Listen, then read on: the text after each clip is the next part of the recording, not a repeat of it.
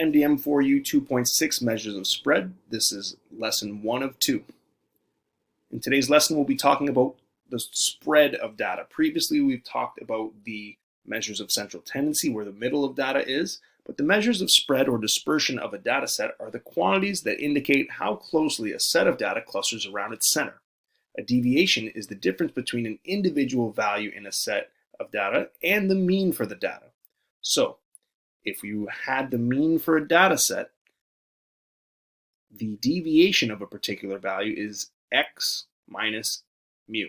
For this case, this would be 6 minus 5, and the deviation of this point is 1. It's distance from the middle. And similarly here, what is the deviation value for this? 3 minus 5 is negative 2.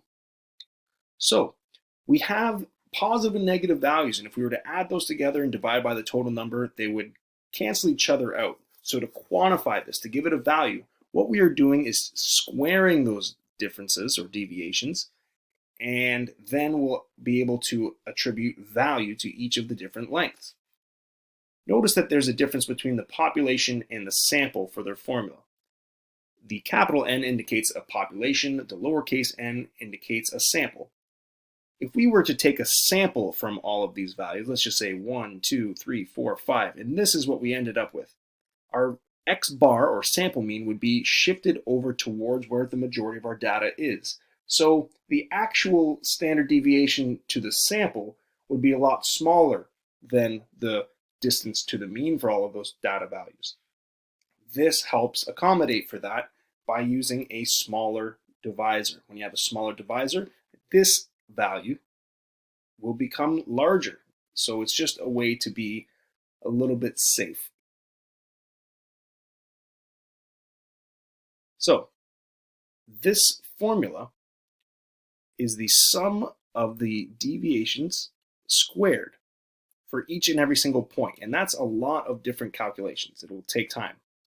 So in theory, you could use this formula in order to write it out left to right, but you'll probably run out of space. So a good advantageous technique is to write it in a table. So if this is our data set, calculate the standard deviation for this following sample data. Take each and every single point, x minus x bar. We're trying to get this value in the numerator. So 9 minus x bar, which we have is 5, for each of these values. And you don't have to write out this calculation, but for instructional purposes, this is on the screen. So 9 minus 5 is 4, and then 4 squared is 16. Similarly, 7 minus 5 is 2, and 2 squared is 4. So what we're doing is developing a list for this value here, x minus x bar squared, the deviation, so that we can add all of those deviations squared to get the sum, which is this component of the formula. You can substitute that in and perform the calculation to find the standard deviation.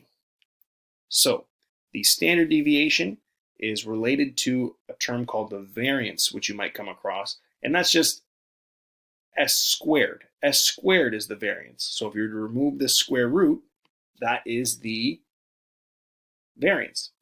So in this case, the standard deviation is 2.98. So that means that the average distance from the middle is 2.98, and that's whether it's to the left or to the right. And you can see that that reflects what we see here in this image. Next concept, another way of talking about dispersion. Quartiles divide a set of ordered data into 4 groups with equal number of values, just as the median divides a data into 2 equally sized groups.